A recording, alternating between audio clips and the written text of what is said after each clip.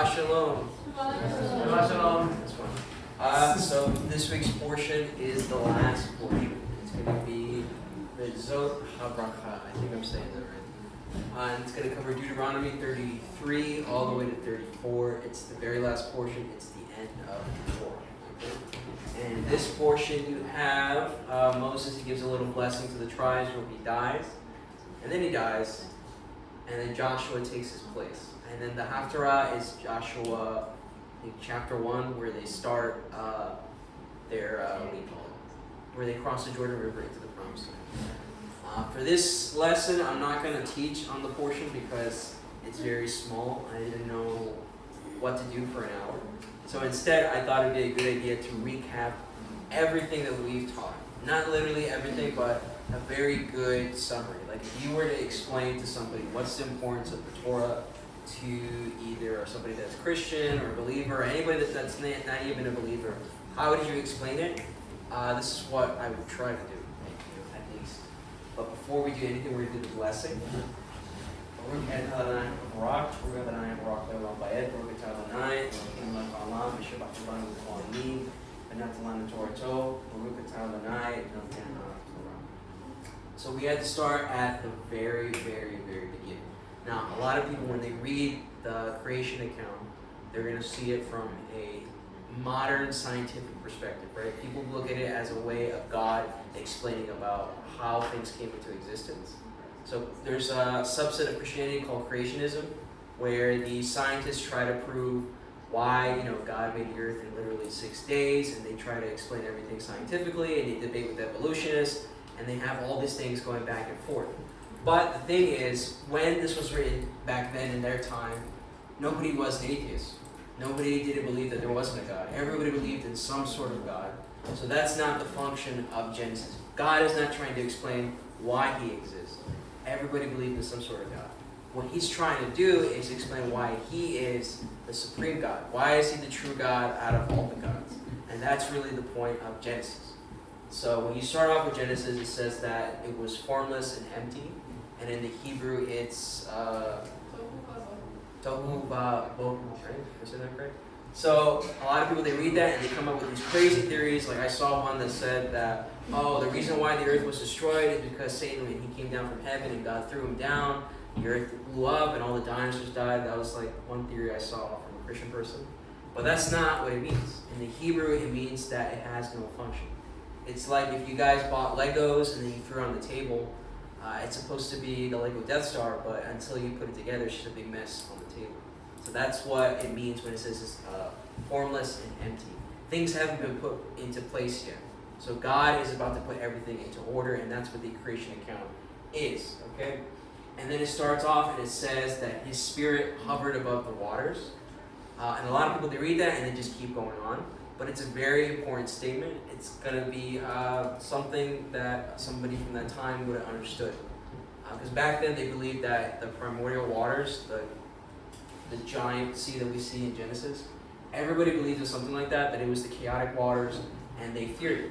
And whoever had control over the chaotic waters was the supreme God. So you have in Egypt the god of Nun. He was the chaotic waters. And then in the Canaanite religion, the god Yam was the god of the sea, and they feared these things. But then in the Egyptian mythology, Ra comes out of Nun, and Ra brings order into everything. So because Ra brought order, he's the supreme god.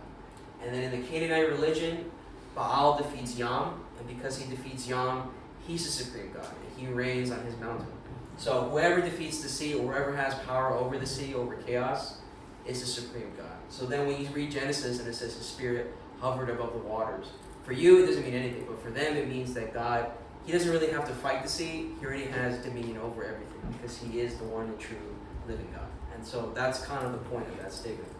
And then as the Genesis continues, God creates everything and he brings function to everything, and then finally he creates humanity, right? But when he creates humanity, he says that he made him in his image. And the word, what's the Hebrew word for image? We've talked about this for the people that know, not you in the back. But what is the Hebrew word for image that they use there? This isn't boring. It explains everything. You don't remember what's the Hebrew word for image? I remember the English word for image. Do you know the Spanish word for image? It's so easy. It's so easy. Yeah. It's a very short word. Raquel, what's the word? It's zelam. Zelam. And what's zelam mean? What does zelam mean? Image. Idol. Idol. It means idol. So God is saying that He's going to make humanity into His idol. So when people read that, that's very confusing. Like, why is God going to make us into idols? I thought idols were bad, right? God doesn't like idolatry, so why is He going to make humanity as idols to Himself? It doesn't make any sense. So you got to study the function of an idol. So in this book, in the Zondervan, it explains that idols are not just for something to look at when you pray. The function of an idol is to carry out the function of the God. Because they believed that the gods didn't want nothing to do with them. The gods hated them, and they didn't really want to bless them. So the way they could manipulate them was using those idols to capture the essence of them and then manipulate them. So they would feed the idol, they would dress the idol, they put makeup on the idol, because they thought that would please the gods. And then they would get blessings. That's what they believed. But the function of the idol is to carry out the function of the God. So when God says that we're going to be idols to Him, what is He saying? What are we supposed to do? What did I just say? Carry out what? Function. God's function, right? And not only is it about carrying out function, but the kings of the ancient Near East, they were also called the idols of their gods. Because what did they do? They carried out the job of their father, their God. So that is a type of royal language. So when we see that in Genesis, it is a royal language. And then right after that, it follows that God says that He's going to make us into His image. And then He gives us dominion over the earth and over all the animals. So He's giving us this honor of a kingly honor that nobody had back then, because in the ancient Near East, like I said, they all believed that they were just slaves for the gods. And then in Genesis, it's different. God gives humanity an honor. He makes them kings, and He gives them dominion over the earth. Everybody, not just a certain person. So that right there would have been a big message for somebody in that time. But not for you guys, because we live in modern America and we can read Hebrew. What's the Hebrew word? Do you guys remember? What was it? Zelam, yeah, okay, you already forgot. But you have to remember those things because that helps you understand the scripture more. Because again, it wasn't written in English. I see a lot of people say that the King James Bible is the written word of God, but God doesn't speak, that's not His, well, He does speak English, but that's not His original language that this was written in. It's going to be written in Hebrew. It's not His first language. It's definitely not for sure. So you really do got to read the Hebrew to understand scripture better. So everything's perfect. Everything's fine. There's a nice little bow on the top. And God finishes everything with the Sabbath, right? He rests on the Sabbath day. And that's going to be very important because the word rest doesn't mean that He was tired and He went on a lawn chair and took a sip of sweet tea. A rest in the ancient Near East was a royal type of word. It means that He reigned, that He had dominion over all the earth on that time. So that's why the Sabbath is so important. Like today, yesterday, how many of you guys did the Kiddush?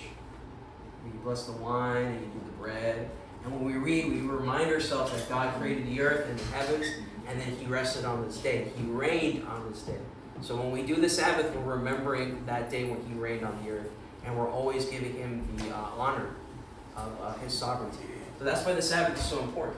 But that is the pinnacle of the whole creation account. A lot of people think that the pinnacle of creation is when He created man and women, but really the most important part of creation is when He rested with humanity.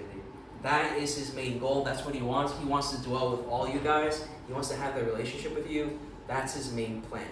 But even though that was His plan, we rejected that. We rejected that and we ate the fruit. And then from there, everything starts going into chaos. So everything was ordered. God had everything perfect. And we rejected that. And the farther away we got from God's presence, the more we went into chaos. And what's interesting is that it has a lot to do with the temple when you look at it from the tabernacle. So there's a book by Michael Morales that says, "Who shall ascend the mount? What is it? Who shall ascend the holy mountain of the Lord?" Is that correct? Yeah. They're nodding, so yes. Just mountain of the Lord? Yeah, not holy. I I think it's holy. Not holy. You can Google it. You can see if I'm right. I've read it. I read it too. Need more. Just Google it. I want to see for sure. But anyway, in the book, he says that there's a connection between the Garden of Eden and the tabernacle. No holy. Okay, so no holy. But he says there's a connection between the Garden of Eden and the tabernacle. For example, the entrance of the tabernacle and the temple is always going to be on the east. You see right there, there's an E. So the entrance is on the east side. So if I'm going towards the Holy of Holies, where the presence of God is, if I'm walking there, what direction am I walking in? West. West, right? And then when I leave, what direction am I walking in? East. East. So when I go away from the presence, I go towards the east. And you're going to see that in the Bible. When Adam and Eve sinned, it says they were sent east to the Garden of Eden. And then when Cain sinned, he was sent east of Eden. And then the farther they sin, the farther they go away from the presence, the more crazy everything gets. But you see that there's a similar layout of the tabernacle and the garden. You have the Garden of Eden where the presence of God was with humanity. And then when he kicked them out, they were still in Eden. So they're in another section. And then as they leave, they go into chaos. So there's that same three sections that you see, just like in the tabernacle. The tabernacle has the Holy of Holies, the holy place, and then the outer part of the camp. And you see the same arrangement with the Garden of Eden. So that's something that's going to be very important. The tabernacle is connected to the garden. So if you say that the tabernacle is done away with, or the temple is done away with, you're getting rid of that connection, which is very important. Okay? So even though everything is going crazy and everything's going bad, God still tries to fix everything with the flood. And I'm not going to cover the story of the flood because I'm sure you guys have heard it many times in Sunday school when you were kids about the flood. So I'm not going to cover the whole story, but there is something important with the flood. When you look at the dates, many times we read the part where it mentions the dates and we don't really pay attention to what's important about it. So when it comes to the Hebrew calendar, many of you guys are familiar with the religious one, which starts at Nisan and it ends with Heshvan? Which month is it in? Heshvan, right? The calendar? In the religious calendar. It ends in... No. Elul? Yes. Yeah. With the Rosh Hashanah? No, with the regular one that we follow today, the modern one. We're to follow the religious. It starts with Nisan and it ends in. Oh, Yar? Oh. Anyway, that's the normal calendar that we follow. It starts in Nisan, but there's more than one calendar in Israel. Okay, there's going to be about 4 calendars. Am I correct? Okay, so there's one for the trees, there's one for the tides, and then there's one that's the civil calendar. Just like today, we have our normal calendar that we follow. But you guys are in school, so you have the school calendar, right? That has important dates and stuff like that. Once you guys start working for companies and you're their slaves, you're going to have the fiscal calendar. And the fiscal calendar is very different from everybody else's calendar. And so, likewise, same way, they had a different calendar for different purposes. So the civil calendar starts on Tishri, and it keeps track of the Jubilee years. They use that calendar to know when it's the 50th year for the Jubilee. And that's going to be the civil calendar. So now when you read Genesis 8, and it says that the flood subsided, it says in the 601st year, in the first month, on the first day of the month, the waters were dried up off the earth. Now, if you look at it from the normal calendar, the religious one, it's going to be Nisan 1, which is not that important. But when you look at it from the civil calendar, it's going to be Tishri 1. Does anybody know what day Tishri 1 is? I'm sorry? Rosh Hashanah, right? Yom Teruah. So that is actually, when you look at it from this calendar, that's an important day. It's going to be Yom Teruah, Rosh Hashanah. Why is that so important? Because it's connected to Yom Kippur. Why is that so important? Well, you got to look at the function of Yom Kippur. What's the function of Yom Kippur? Not sins. Purify. It purifies something, but what does it purify?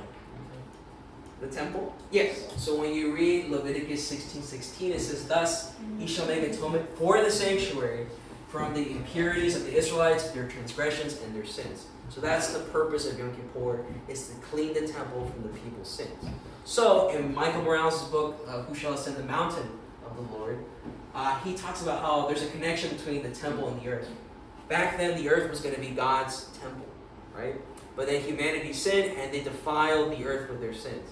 So now when you look at the flood, it's a type of Yom Kippur where God cleans the earth from the people's sins. And it says that it's going to happen again, not with a flood, but with fire, that God is going to clean the earth from our sins. So that's an interesting connection that you got to hold on to. But despite God doing the flood, things keep getting worse and worse and worse. It's a never-ending cycle. Okay? It's a cycle with starts with chaos and death, then God brings order into everything, and then God dwells with the person, and then they walk away from God, and it goes back into chaos, and it goes over and over again. And that's going to be the new creation cycle, one of the motifs that we have on the board. So we see this a lot throughout the Bible, where there's this endless cycle where people sin, they go away from God, God takes them back, He lives with them, and then they reject Him again. And it happens again and again and again. And it's the whole theme of the Bible. From Genesis all the way to Revelation is God trying to restore that relationship. So when you read Genesis and you read Revelation 22, you're going to see that they're very similar. Revelation 22 says there's no more death, there's no more sin, and God Himself dwells on earth. And you're not going to see that there's any temple described, because now the whole earth becomes His temple. And God restores that plan that He wanted in Genesis. So the whole book of the Bible is that long story of God trying to restore everything to what it used to be. Another important thing about Genesis is Abraham's covenant. A lot of people don't understand his covenant, and because of that, they come up with these crazy ideas. There's a lot of anti-Semitic, anti-Jewish bad theologies, because they don't understand the covenant. They don't understand the covenant is eternal. They don't understand how the covenant works. And because of that, it leads to all these crazy ideas. So it's very important that you understand Abraham's covenant. When he is called by God in Genesis 12, God tells him that I'm going to make you a great nation, you're going to have many descendants, and through you, all peoples on earth will be blessed through you. So that's something you got to keep in mind. Through Abraham and his descendants, everybody on the earth is going to be blessed through him. That's what God said. And then later on in Genesis 15, God does the covenant of the pieces. His nephew Lot got kidnapped. He went to go find, I know the image is kind of confusing, but Yeah. he's having the vision. I think he passed out. Oh. And Is that what that is? And then you realize that's the furnace walking through the middle. But don't focus too much on the picture, okay? Look at me. So Lot gets captured. He goes to save him. They also stole all of Sodom's possessions, and he brings it back. And then the king of Sodom's like, hey, why don't you keep the stuff? And he tells him no. He says, if I do that, then you're going to say that you made me great. And I can't do that because I'm faithful to God. And then because he did that, God does this weird covenant where he asks him, like, hey, get these animals, cut them in half, and arrange them in a way so that you can have a path. And for us, it sounds really weird and gross, but for them, it was actually something that they used to do back then. So that was something called the Covenant of the Pieces. And this is going to be from Henry Clay Trumbull's book, The Blood Covenant, right? That's correct. And in his book, he talks about how before there was temples, the very first primitive temple was the house. So that's where people would go to worship. And they would have a covenant called the threshold covenant. So for example, let's say I invite Lucas. I invite Lucas to my house. Okay, he's going to be my guest. I would get an animal, and then I would slaughter the animal and then spill the blood on the bottom of the doorpost. Okay, and then Lucas is going to cross over the doorpost, over the blood, and walk into my house. So now, symbolically, that means that Lucas is under my protection. He's my guest under my house. Anybody gives him problems, now they got to deal with me. And then we will eat the animal that I slaughtered. That's part of the meal. Because meals back then were also very covenantal. So that was a very common covenant that they did back then. So what Henry Clay tries to explain is, this is his hypothesis. Because back then they used to do covenants for land. Like if I'm going to give somebody a piece of land, we would meet together at the border of that land, and then they would do the covenant of the pieces. So the reason he says why they do that is because they're trying to recreate that doorway where they cross over the threshold, because the border of the land is technically the threshold or the doorway to get into it, if you understand what I'm trying to say. So they would cut the pieces there at the border, they would cross over it, and then basically what that meant was that, okay, together we're in covenant, but whatever happens to these animals, how they died and stuff like that, if I break the covenant, that's what's going to happen to me if I break it. I'm going to end up like those animals, dead, right? And we see the exact same stuff with Abraham. They go to the border of the promised land, they do the covenant of the pieces, but does Abraham walk through it? No. Yes. Good job. No. He doesn't walk through. Who walks through it? Who walks through the pieces? No, that's getting ahead. Specifically, who walked through the pieces? What does it say? A lamb. Oh my god. Sorry. It says a torch and a furnace. And that sounds really weird for us because, again, we're reading it from a modern point of view. But if you're in the ancient Near East, you know exactly what that is because torches and furnaces were common imagery used to describe a god appearing. Something called a theophany, right? Is that right? Theophany? It's a very big word to say when a god appeared himself in a divine way.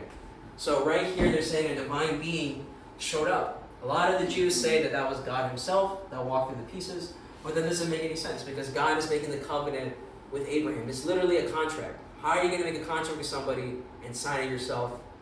It doesn't make any sense. Anytime you do a contract, either the other person is going to write it himself or somebody is going to stand in his place. So who do you think went in Abraham's place? What? Yeshua. Yeshua? Yeah? So that would explain why Yeshua has to die and why when you accept Yeshua, you have to be grafted into Abraham's family. Because anybody under Abraham's covenant is protected by that pact that they did. So if you accept Yeshua, you become an heir to Abraham and you are protected by what happened here. Another thing is that this is a royal grant. We talked about this many times. What is a royal grant, Ben? You forgot. No, I don't. Is that just the Okay. Anybody who wants to talk, what is a royal grant? Maybe in the back. What is a royal grant? Me? Yeah, I guess. A royal grant is a covenant between two parties that is unconditional. Generally. It's unconditional, however, if one party messes up, it goes to their heirs. Okay, that was a nice summary. So basically, it was given for an act of loyalty. Like let's say Albert. Okay, he does something really nice for me. I'm like, you know what? I'm gonna give you a nice 0.25 acre of land. Okay, that's yours. Okay. Oh, that is That's like small. $100 grand right there. It's all I can afford, but it's yours. Okay, it's yours, and it's a gift. Back then, they would give gifts of land, sometimes dynasty. We see that with David. He's given the gift of his divinity. Is not divinity. What's the word? His kingship. Davidic lineage. Yeah, the Davidic lineage is a type of royal grant because it stays with him forever, even if his descendants sin. Same thing with the priesthood. Phineas, he has a gift from God with the priesthood, and then later on Zadok. But what makes this so special is that it was an unconditional gift. And what does unconditional mean? Does anybody remember? Elaborate. Can't take it back. Can't take it back. Who said that? Yes, you can't take it back. You can't take it back. So that means, like for example, if Albert, his son is evil, okay, he eats kittens, slaps babies. He's the most evilest person you can think of. Eats kids. Yeah. I can't take away the land because I gave it to him as a gift. I can still punish his son. He's gonna die. But any of the other descendants that he has, they're always gonna stay with the land because I made that promise with him. So it's the same thing with Abraham's covenant. God made a royal grant with him. We see the same structure, right? Because I said it was for loyalty. When he denied the king of Sodom, he stayed faithful to God. That's when they do the covenant because it was a royal grant. And then the grant's going to be unconditional. So that means any of Abraham's heirs, even if they sin, even if they're not following God, they will get punished. But it doesn't mean the land can be taken away. So if anybody says that Israel doesn't belong to the land, it doesn't add up. If somebody says that, well, the Israel today, the government, they're not 100% pure, they're immoral and all this stuff, it doesn't really matter because no matter, I'm sorry. Has it ever been pure? No, they're always messing Very good up. question. You can read 1 Kings to 2 Chronicles, it's the same thing. They're always messing up, and that's normal. But even if they mess up, because of this promise, God is never going to take away the land for them. And that's where they have this eternal covenant, okay? So anybody that says otherwise is a dummy, and they don't know how to read. So Genesis, to recap all of Genesis, okay? God is the sole supreme God. He gives honor and function to us, okay? But even though we reject it, he still tries to restore everything. He wants to go back to the Garden of Eden, okay? And through Abraham, God is going to try to bring humanity back to the garden through that promise, okay? And we're going to see that later on with Yeshua.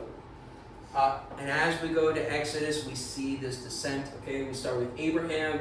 He talks directly with God. A lot of times we read it when we read Genesis. He's talking with God. But then as you go through the patriarchs, God is slowly, little by little, not talking as much. And then when you get to Joseph, everything is just dreams because they're starting to go away from God. And if you notice too, like as you keep going down, the family keeps getting crazier and crazier. And then you have Joseph's brothers. Reuben slept with his dad's concubine. Judah, he thought he slept with a prostitute, but it was his sister, daughter-in-law. Oh. Crazy stuff like that, right? So the farther they get away from God, the crazier stuff gets. And that is the descent into chaos and death. And then it ends with them being sold. Well, they sold themselves into slavery.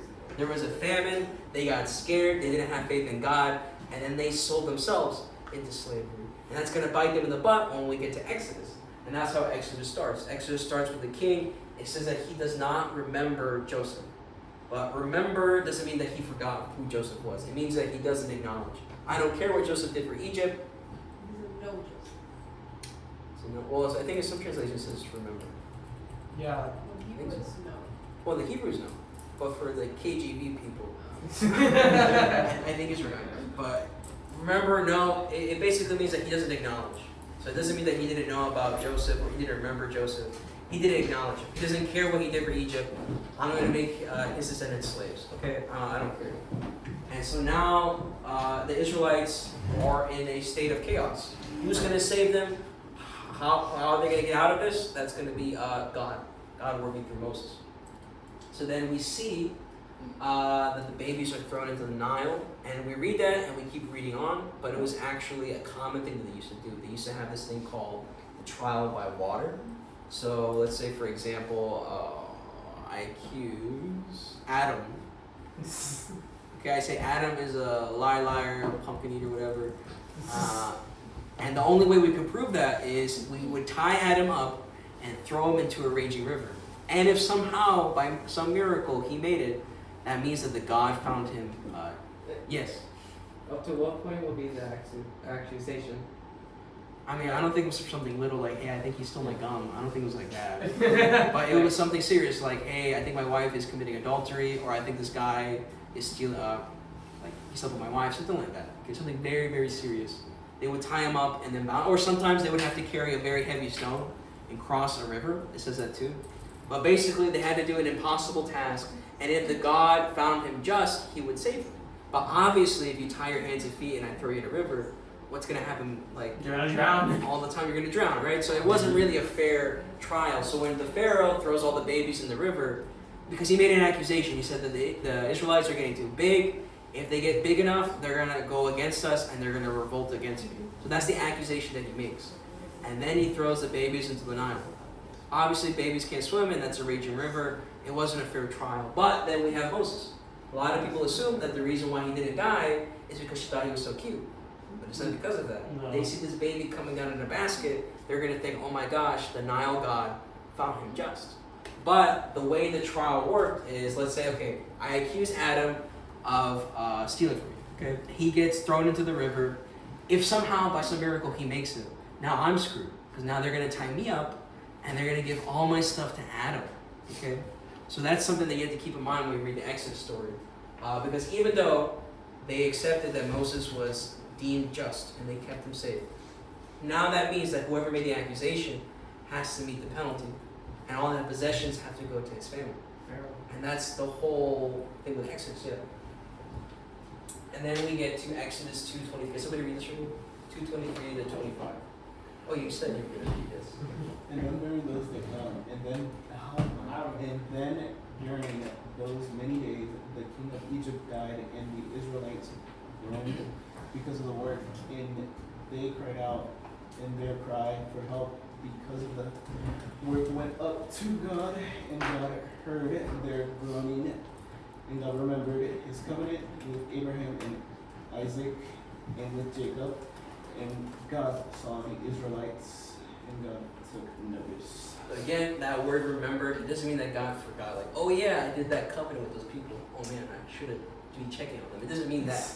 It means that he's acknowledging what's going on, he's putting it into focus, and then now he's going to put it into action. Like now he's going to act upon it. It doesn't mean that he forgot about it. Okay? But crying out is also a legal thing in the ancient Near East. Okay? It was a legal act initiating a judicial appeal or plea for redress. Okay? So it drew attention from somebody important. That could be a king, that could be a city elder, or even the gods. whoever it was, I'm crying out so that somebody who deals with justice can do something about it. So then I have this quote. It says, Kenneth Kitchen notes that in royal inscriptions, particularly among Egyptians and Mesopotamian texts, the ruler was portrayed as one who hears the cry of the oppressed and answered with justice or deliverance. Now this is important because in the Egyptian mindset, they believed that they heard the cries of the oppressed. And then you have this Egyptian pharaoh who's oppressing the Israelites, who's killing all these babies, who's not really helping the oppressed, but he thinks that he's righteous. So then you see this contrast between the Pharaoh and God, where God tries to show who is the true righteous king. And then later on we have the plagues. I'm not going to go through all the plagues, but each plague is going to be related to a god. And also the number of plagues is going to be very important, because back then in Egypt, the number 10 represented something. It represented something like the entirety of something, like the whole cosmos.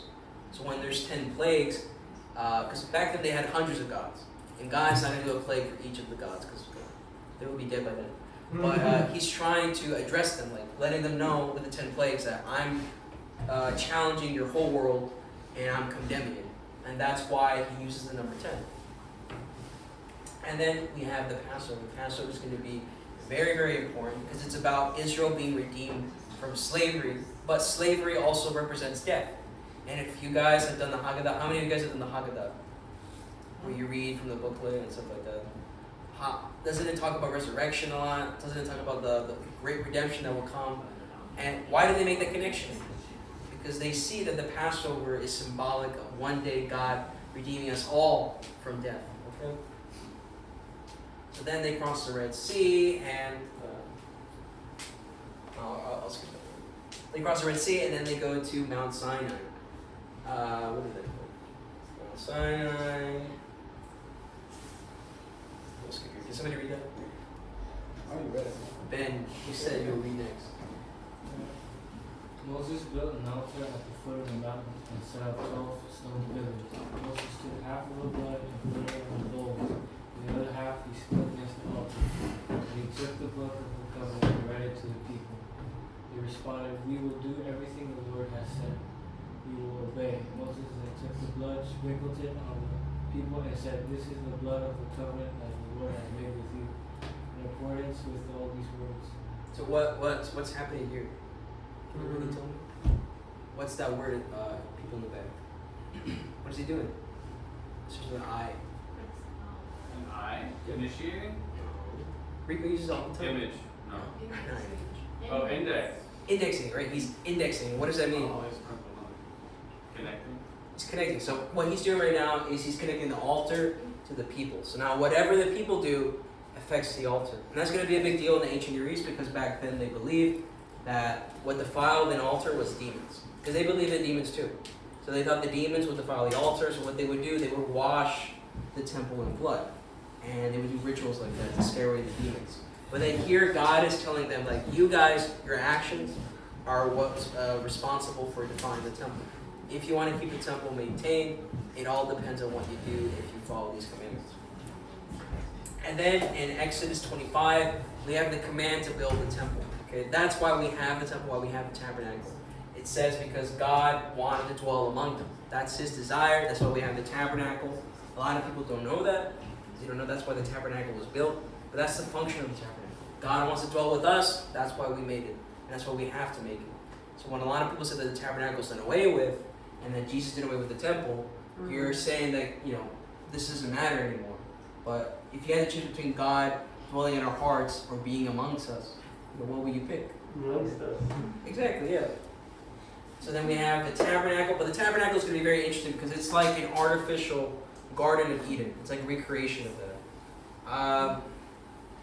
The way you can look at it is, let's say an astronaut goes to Mars, right? He goes to Mars, and how is he going to live on Mars? Can he just take off his helmet and walk on the planet? No, right? So he's going to have to build the station, right? Where he can live inside, where there's life. Everything outside is basically death. And if you want to maintain that life, you have to stay within that station. So the tabernacle is kind of like that too. The tabernacle is a recreation of the garden. It's about life. Everything outside is basically tainted or related to death. If you want to stay close to life, then you got to cling to the sanctuary. Okay? So it's like an artificial Garden of Eden. Just keep that in mind. So then we see the whole point of Exodus. It's about going from slavery, from death, and then going to life, the tabernacle. And that's the whole message of the Exodus. So Exodus, God remembers his covenant. It doesn't mean that he forgot. He's acknowledging it and he's putting it into action. And he restores the honor of the Israelites. He redeems them from death, from slavery. And then he brings them to his sacred space of the tabernacle so that he can dwell with them. And that is the whole arc of the Exodus. Okay? But then we get into Leviticus. So now they build the tabernacle. Now what do? And the whole point of Leviticus is basically the rule book of how to live in God's space. Because a lot of people think that you can just, talk to God any way you want. Look, when I used to be in Pentecostal church, they were very aggressive with God. Don't remind me. I go every Wednesday. Oh, you go every Wednesday, yeah. Where they go and they declare, they demand, and they decree. A lot of emotion-driven kind of stuff instead of people actually feeling the spirit. I can see that now. Yeah, it is very emotion-driven. But they talk to God in a very disrespectful way. But God is teaching you in Leviticus how you're supposed to approach him, how you're supposed to act, how you're supposed to behave, how is everybody supposed to be. If you want God to be with you, then you have to live a certain way. Because a lot of people right now today are crying out, how do I get God, in my heart? How do I get him into my life? This is the book that teaches you that. If you want God to be in your life, then you got to live in a certain way. So one of the issues that people have with Leviticus, and people don't like the book of Leviticus. A lot of people don't like studying it because it's boring. It is very detail oriented, but there's a reason why for that. But one of the big issues that people have is, what's the point of the temple? Why do we have to build a temple? Now I am the temple of God. Why do I need a temple if I'm the temple? But then again, like I said, we read earlier, God is the one that wants to build a tabernacle, and it's a recreation of the Garden of Eden. In the book by Michael Morales, Who Shall Go Up the Mountain of the Lord, he talks about that connection. Because in the tabernacle is divided in 3 sections. You have the Holy of Holies, the Holy Place, and then the outer court. And then who can go into the Holy of Holies? The high priest. High priest. So how many people? How much? One person, right? So only one person could go into the Holy of Holies. And then when you go to the Genesis, you have Adam in the garden with God. So you have that recreation of that relationship. And then you have the holy place. What's in the holy place? It's the menorah. The menorah, okay. And what does the menorah represent? It's supposed to be the light for the Holy Spirit, isn't it? But what is it literally supposed to represent? The tree of life, the almond tree. So it's supposed to be a tree. So you see this recreation of the garden in the tabernacle. So it literally is an artificial Garden of Eden. But then the next issue that people have is, what's the point of the sacrifices? Why do we got to do them? That's an archaic thing. That's something that they had to do back then. But now I have the blood of Jesus, and I don't have to worry about those sacrifices because I'm a modern person and I drive cars.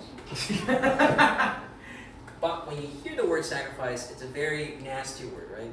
You think of something barbaric, something very bloody, something disgusting, right? But then when you read sacrifices in the Bible, you picture that with the lamb, Yes, it's funny. Sacrifice, though, comes from the word sacrificium, which is a Latin word, and it means to make something sacred. But what's implied is that you're giving up something valuable to appease the gods. And that's how we view sacrifices in the Bible. We're giving up something valuable. It's something, do you have your hand? You're giving up something valuable, so it's something scary. That's how they view the sacrifices, that I'm going and I'm trembling because God wants to kill me, and I have to give up my best lamb, otherwise he's going to be very upset. And that's how they view sacrifices in the Bible. But this is a very Greco-Roman mindset. You got to lose something so that the God gains. That's how they used to view things back then.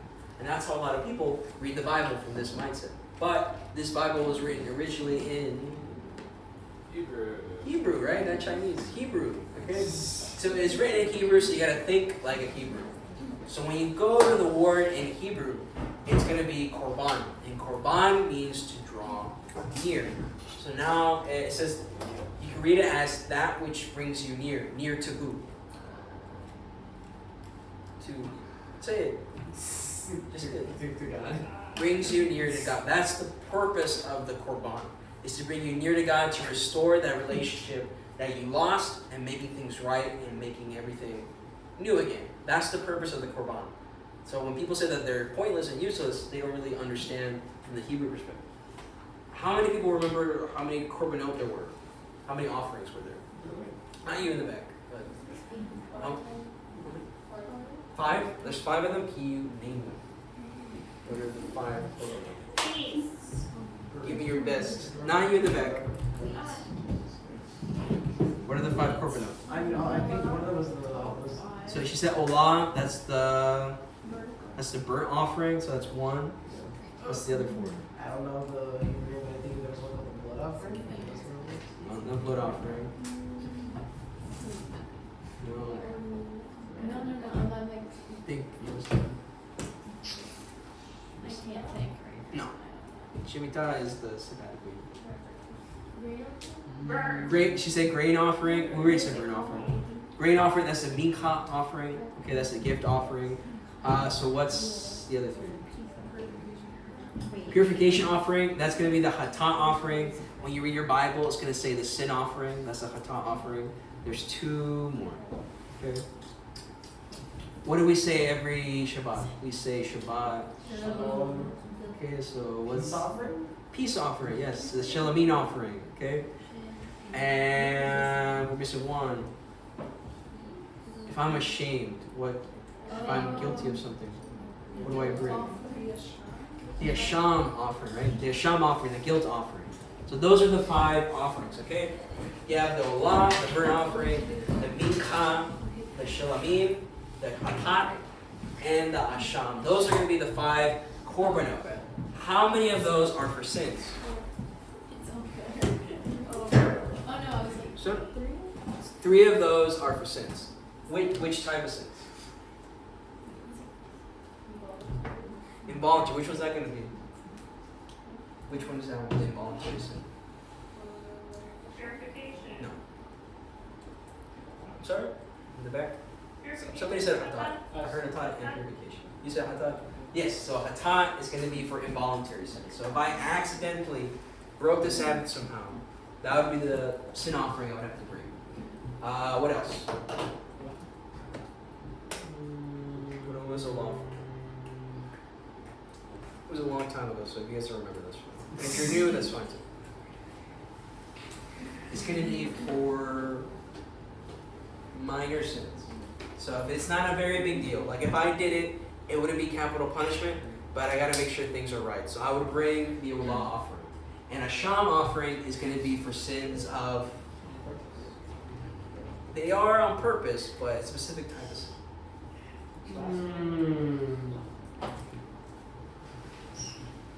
Starts with an M. Rhymes with Baal. What? Ma'al. Sins of Ma'al. So what that means is, if you desecrate something that God made holy, that would be an Asham offering. So for example, if you misuse something for the tabernacle, that's an Asham offering. If I steal from my brother, because my brother is set apart, he's set apart by God, I am desecrating something that was consecrated by God. So that's why it's an Asham offering. So those are the 3 sins. And that's going to be important to understand. And then we have the Hatat offering. We don't call this an offering, we call it the purification offering. Why? Does anybody remember? Why do we call the Hatat the purification offering? Purifies the area, but specifically why? Why did somebody come up with that? Why did Jacob Milgram come up with that idea that it's a purification offering? Okay, yeah. So there are instances where you have to give a sin offering when you read it from the Bible. It says you have to give it after a woman gives birth. What was the other one?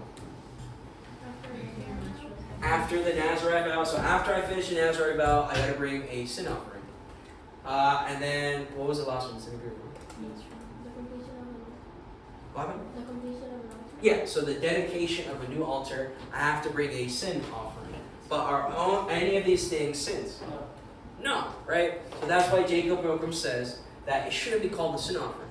It should be called the purification offering, because that is the function of that offering. It's cleaning the altar of something, of some impurity. And then in his book, he has this nice little diagram, and he shows you that different sins affect the tabernacle in different areas. So involuntary individual sins, that's always going to affect the outer altar.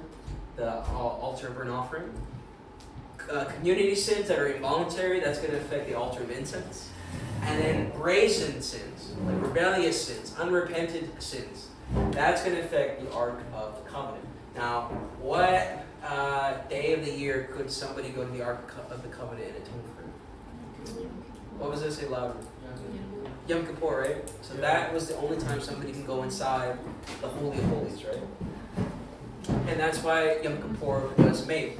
Like we read in 16, it says, "Thus ye shall make atonement for the sanctuary, from the Israelites' impurities, from their transgressions, for all their sins.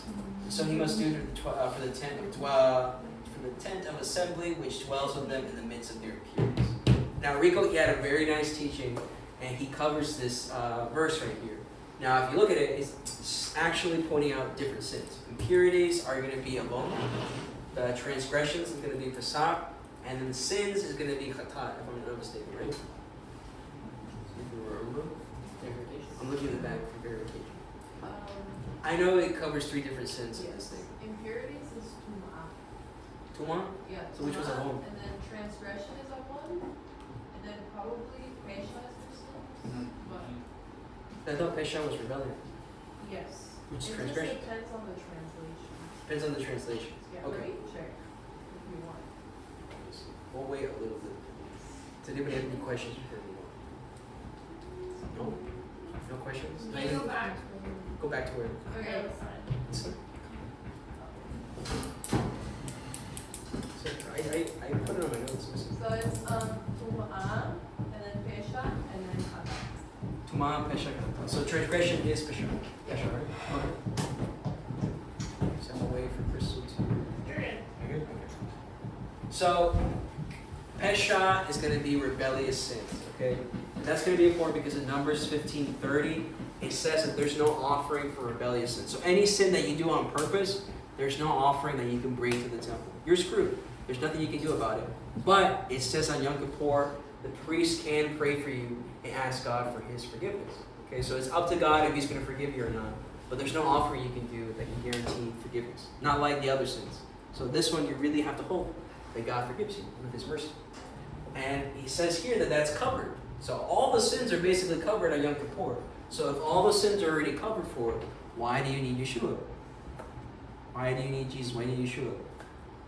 If there's already coverage for sin. Well, that's an important question because some people are going to ask you that, especially Jewish people that don't believe in Yeshua. They're going to ask you, why do you need Yeshua if there's already forgiveness of sins? What are you going to say?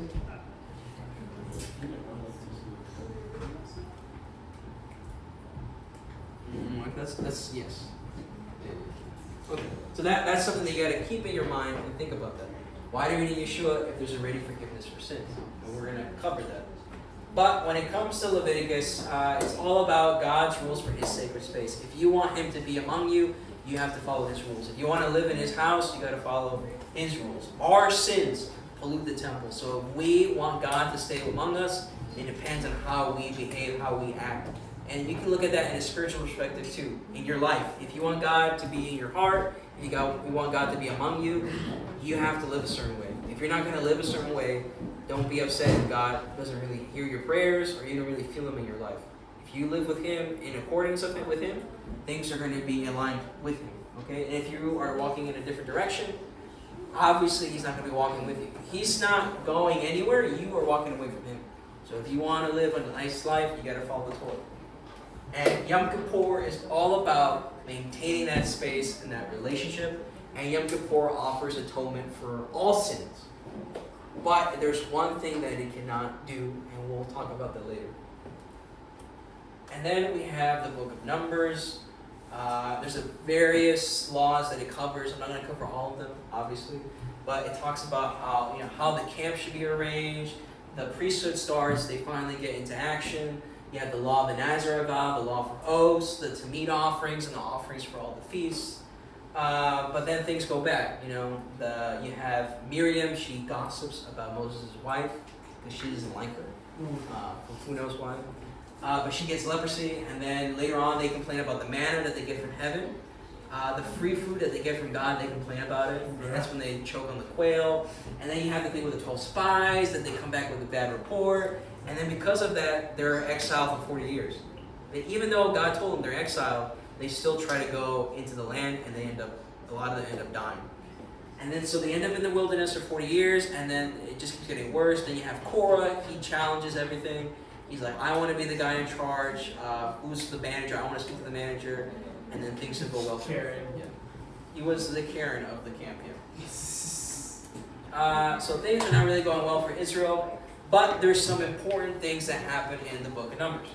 One of them is the law of Sotah. So the law of Sotah is, let's say I'm married, I have a wife, but I think she's cheating on me. I can't prove it, but there's just something inside me that says she's cheating on me. So what I would do, I would say like, hey, we're going to go to the temple or the tabernacle, and we're going to do the ceremony. So she would have to go before the priest, and they're going to do this whole ceremony where they get a jar of water, and they get dust from the tabernacle from the ground, and then they says that they put paper with the name of God, and they put it in the water. So now she has to drink that water. If she is guilty of adultery, it says that her belly will swell up, she wouldn't be able to have kids, and then eventually she will die. If she was not guilty, then she would have children, and her honor would be restored, because back then it was a community, and just like today, everybody talks about everybody's back, behind their backs. So the issue that she's going to have is that everybody's going to, behind her back, say that she's cheating on her husband and all this stuff, so her honor has to be restored in some way. And you might look at it and think of it as really stupid and pointless, but when you look at the ancient Near East, because back then what they used to do, like I said, the trial by water, they would, if I felt like my wife was cheating on me, they would throw her in the river and tied up with ropes. Okay, obviously, like 99% of the time, the person's going to drown. So it wasn't really a fair trial. This one, God is the one that actually steps in as a judge, and He tells you that she's guilty, she's not guilty. But this is going to be important because it connects a lot with Yeshua. Because if you study in the Mishnah, I think it's Mishnah Sotah, it tells you more specifically about the laws of how they would do it. So she would have to go east of the tabernacle, outside the tabernacle, or the temple, and she would have to do this procedure. And then when you look at Yeshua, where was He crucified? In the east, right? On the east side, outside of the camp. And what did they give Him to drink? That was, I don't remember exactly, but I think it was like... It was like a vinegar temperature. Yeah. Bitter waters, right? So He drinks His bitter waters, and He dies outside the camp. So symbolically, He's taking the punishment of Israel that committed idolatry, which is a type of adultery. So there is a connection there with Yeshua. Okay? So that's connection number one. Okay. The next thing that you have in the book of Numbers is the red heifer. Now the red heifer, they would use the ashes to put it into the water of purification. So if I ever touch a dead body, or somebody dies right in front of me, I am impure. I am unclean. I have corpse impurity. I can't go to the temple until those waters are sprinkled on me. So the water of purification is very important. The red heifer is very important. But it's a mystery for the Jewish people. They don't understand why they have to do all these procedures, why all this weird stuff. For example, the priest that kills the red heifer, he has to face the red heifer towards the temple. And then when he collects the blood, he has to sprinkle towards the temple, I think it's 3 or 7 times. I think it's 3 times, or maybe 7. But He would sprinkle it towards the entrance of the temple. And after he's finished with that, he's unclean. And then the person that dealt with the blood, he's unclean. The person that deals with the ashes, he's unclean. All these people are unclean, even though they didn't touch anything unclean. Because usually in the Torah, if somebody has an impurity and they sit down in the chair, or they touch me, and I come into contact with those objects, or they touch me, that's how I would become unclean. So how are these people becoming unclean even though they didn't touch anything? Okay? And that's, again, going to be a connection with Yeshua. Because Yeshua, again, where did He die? East. And this is going to be on the Mount of Olives. Where is the Mount of Olives? Well, if you see the entrance, where is the entrance of the temple and the tabernacle always? It's always on the east. It's always on the east. So the Mount of Olives is on the east. Yeshua dies on the east. Rico and a lot of people believe that He died on the Mount of Olives. So there's going to be a connection there.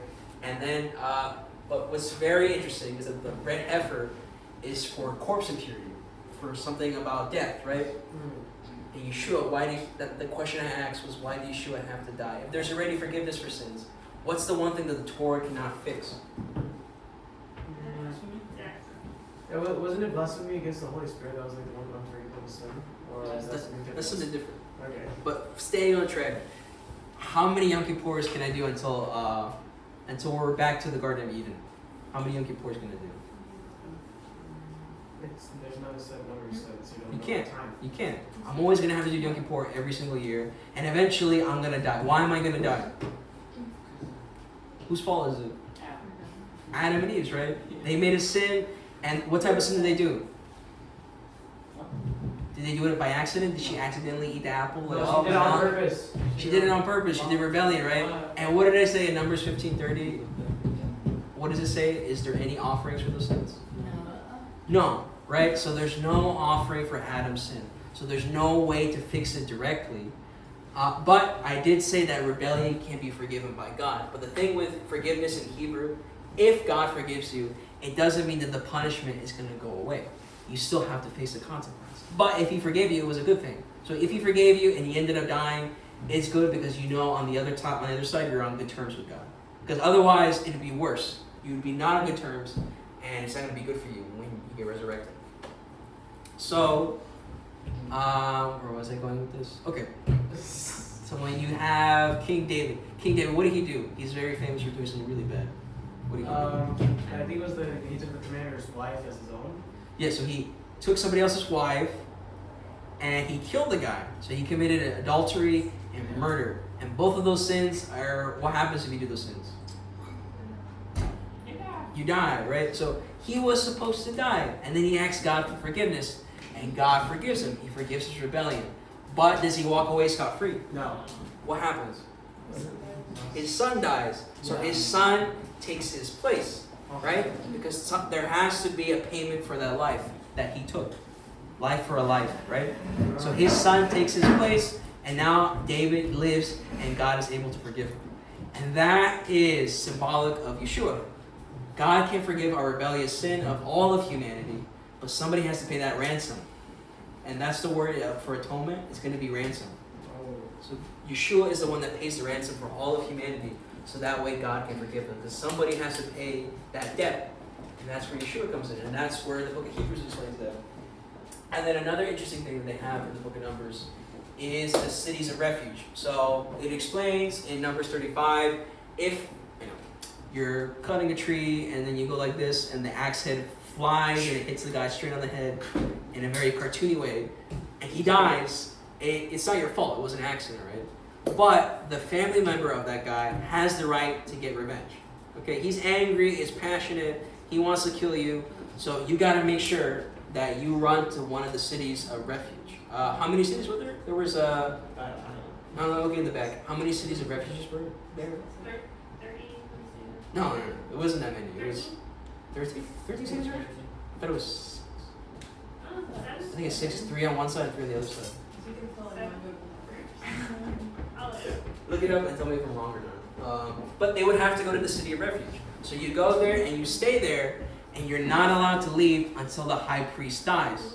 That's very interesting, right? So you're free once the high priest dies. That's an interesting connection. 6, yeah, right? 3 on one side, 3 on the other. So that's also going to be connected to Yeshua.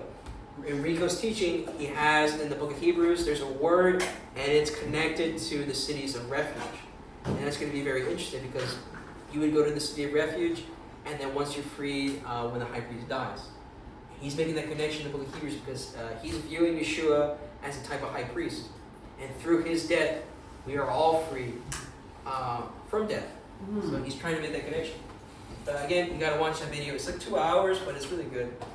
So that's going to be the book of Numbers. Book of Numbers, Israel disobeys and they're exiled. And then there's a whole bunch of laws that we talk about. The laws of Sotah are going to be the interesting one. The red heifer slaughtering and the cities of refuge. Those laws are going to be very connected with Yeshua. Okay? And then last but not least, Deuteronomy.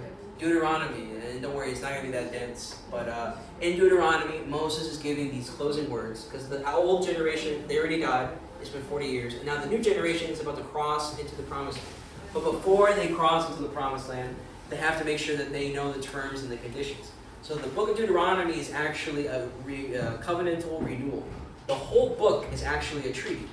If you look at the book, it's going to be actually modeled after an ancient Near Eastern royal treaty. And the royal treaty had a preamble, it had a historical prologue, it had stipulations, the witnesses of the gods, curses and blessings. And you see this in Deuteronomy. It starts off with God introducing himself. Sorry. Is the royal treaty the same thing as the super vassal covenant? Yeah, it's the same. So God starts off introducing himself like he's the guy that brought them out of Egypt. He reminds them of all the things that he did for them while they were going through the wilderness, and then he gives them the rules. He gives them all the rules, and he gives them the rules for what they're going to do if they get into the land. How are things going to be? How things are going to do? Blah blah blah. And then there's no witnesses of the gods. That's one thing that's different. There's no witnesses of the gods. He calls heaven and earth as a witness, but you don't see it that he's characterifying, or what's the word? Personifying? Personifying. No. Personification. There's no personification of heaven and earth. They're just inanimate objects. So he's not really calling them as gods to be witnesses. Another difference is in the ancient Near Eastern treaties, they would always list the cursings first, and then they would list the blessings. Sometimes there was no blessings because they wanted you to be faithful through fear. And in Deuteronomy, it's different. It lists the blessings first, and then the curses. Because God wants you to have faith through love. So there's a difference there. God is showing more compassion than all the other kings in that region. Now, there's going to be like 200 to 203 laws. I'm not going to go through all of them.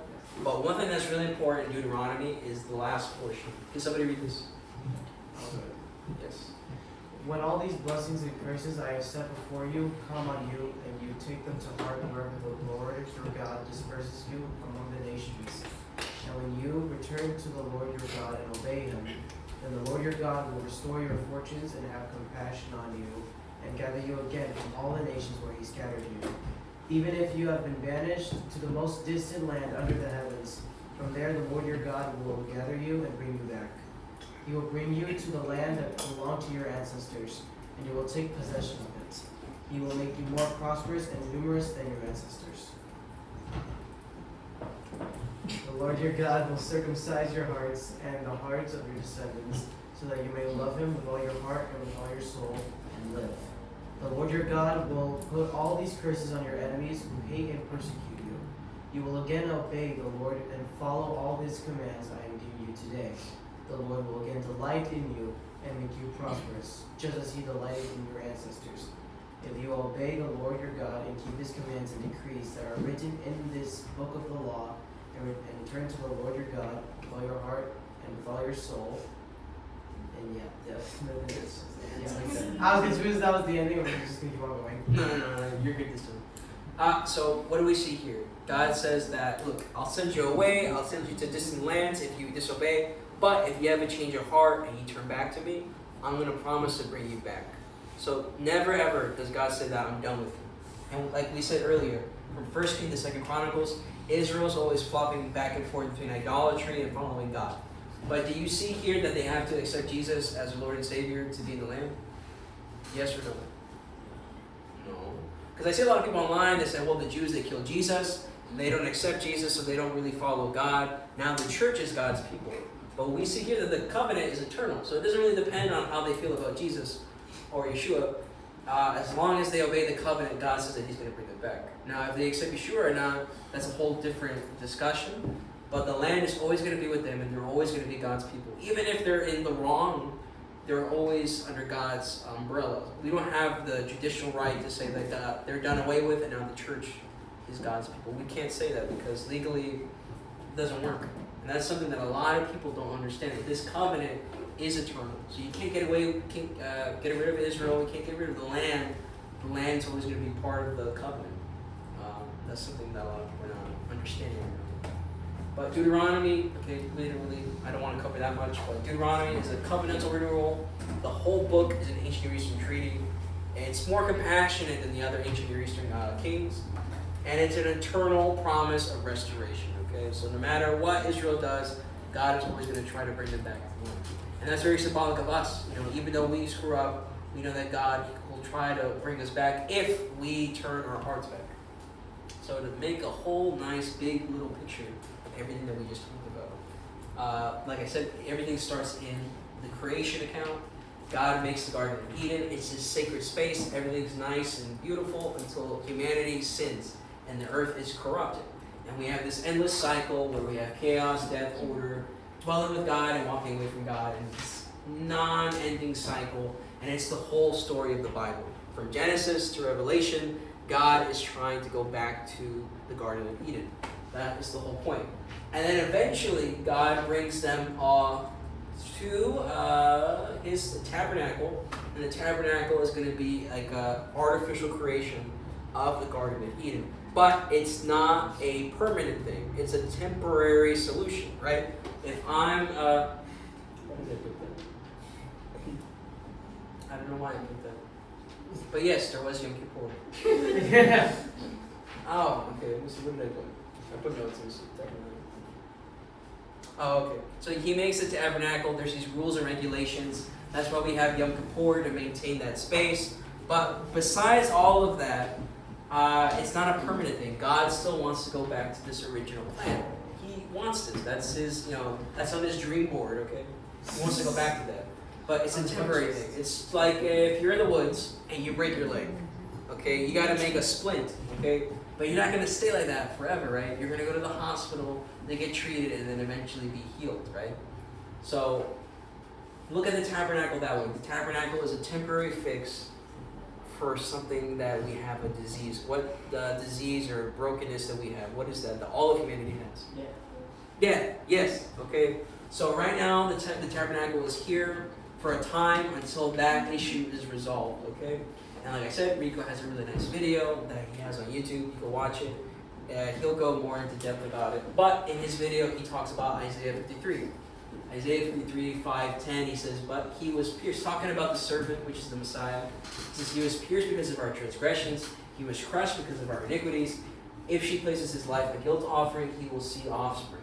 So we see the three sins, the same three sins described in Leviticus 16:16. So there's a connection there. So this is using Yom Kippur language here, okay? And then when you go to the previous chapter, it says that the servant will sprinkle many nations because of him. Kings will shut their mouths, for they shall see what has not been told, what has not been told them, and they shall consider with full attention what they have not heard. Now, the word sprinkle, some modern Jewish scholars will say that it's not supposed to be sprinkled. It's supposed to be startled, that he'll startle many nations. But the word in Hebrew is, I think, yazah. Yeah, yazah. And it shares the same root with the word sprinkle in Leviticus 16, where it says, and he shall take some of the bull's blood and sprinkle it with his finger upon the front of the mercy seat. So it's, again, a connection to Yom Kippur. The issue that they have, it says that he's sprinkling the nations. So they say it can't be Yom Kippur language because in Yom Kippur, nobody gets sprinkled. But if you look at it in a way where in Yom Kippur, the blood cleanses the tabernacle, right? In the same way, he is going to cleanse the nations. But then the issue that we have here is that who is Yom Kippur for? Is it for everybody? Who's it for? It's strictly. Those in Israel, right? It's only for the community. So how can he cleanse the nations in the language of Yom Kippur if Yom Kippur is only for the Israelites? How is he making that connection? How is Isaiah making that connection? Okay, that's something to think about. Okay. And then when you go to Isaiah 53, 4-5, it says, however, he was the one who lifted up our sickness, and he carried our pain. The chastisement for our peace was upon him, and by his wounds we are healed.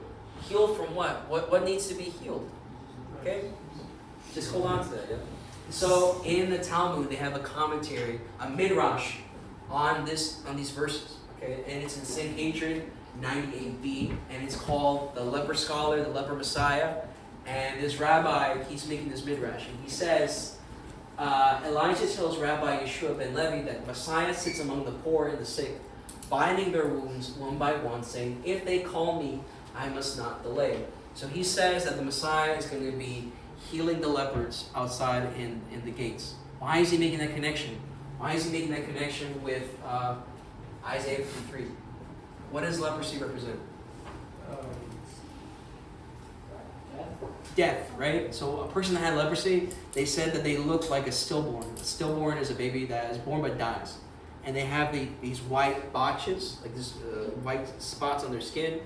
People with leprosy, biblical leprosy, they're going to have those same botches. So they look like a dead person walking. And it's symbolic of us being dead, being away from God's presence. Because if you have leprosy, you have to go away from the camp, right? So now the rabbi is making a connection here. What needs to be healed? What is all of humanity has that God cannot be in the presence of? Yeah, sin. Sin, but what causes sin? What's the byproduct of sin? Death. Yeah. By sin, it leads to death. So until that's resolved, God can never fully dwell with us. He wants to dwell right now, but he can't because there's that issue with death. And that's where Yeshua comes in.